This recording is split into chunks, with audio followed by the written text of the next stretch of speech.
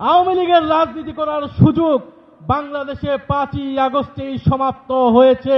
যারা নতুন করে স্বপ্ন দেখছে আওয়ামী লীগকে রাজনীতিতে পুনর্বাসিত করার, তাদের পরিণতি আওয়ামী লীগের মতোই হবে। স্বরাষ্ট্রমন্ত্রী নিরাপত্তা দিতে না পারায় তিনি ব্যর্থ হয়েছেন। তথ্যমন্ত্রী তিনি স্পষ্টভাবে ব্যর্থ হয়েছেন। আওয়ামী লীগের সুশীল সমাজকে তিনি মিডিয়ায় স্পেস দিচ্ছেন।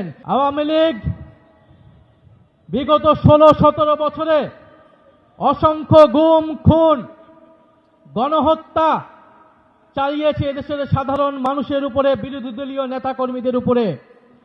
তার ফলশ্রুতিতে গণ অভ্যুত্থানের মুখে পড়ে শেখ হাসিনাকে পালিয়ে যেতে হয়েছিল দিল্লিতে।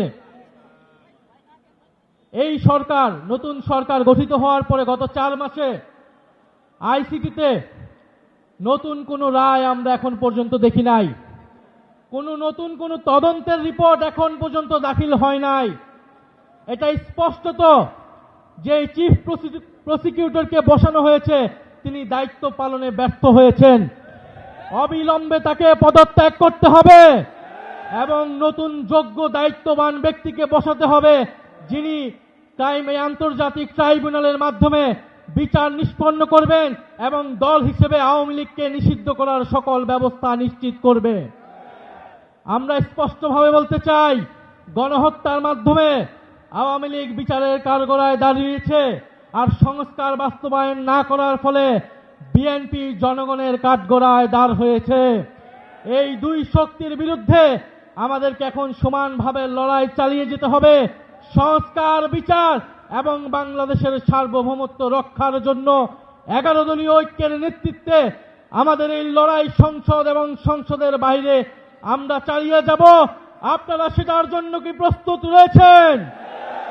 শরীফ ওসমান হাদী হত্যার বিচারকে আমরা নিশ্চিত করব ইনশাআল্লাহ। সেই সকল হত্যাকাণ্ডের বিচার আমরা নিশ্চিত করব। এবং আরেকটি কথা বলে দিতে চাই, আওয়ামী লীগ একটি ফ্যাসিস্ট, গণহত্যাকারী এবং সন্ত্রাসবাদী সংগঠন। আওয়ামী লীগ দেশের স্বাধীনতা, সার্বভৌমত্ব বিরোধী সংগঠন, যার আশ্রয় হয়েছে দিল্লিতে। কারণ আওয়ামী লীগের শেকড় রয়েছে দিল্লিতে। আওয়ামী লীগ একটি ভারতীয় পার্টিতে পরিণত হয়েছে, আগাগোড়ায় এটি একটি ভারতীয় পার্টি ছিল। ফলে আওয়ামী লীগের দেশে আসার, আওয়ামী লীগের রাজনীতি করার সুযোগ বাংলাদেশে 5ই আগস্টেই সমাপ্ত হয়েছে।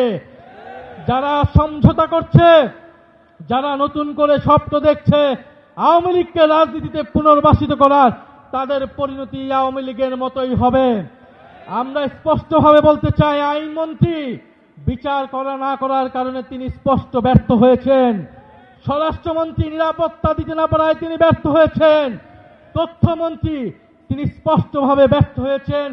আওয়ামী লীগের সুশীল সমাজকে তিনি মিডিয়ায় স্পেস দিচ্ছেন। এই সব কিছুই বাংলাদেশের জনগণ দেখছে।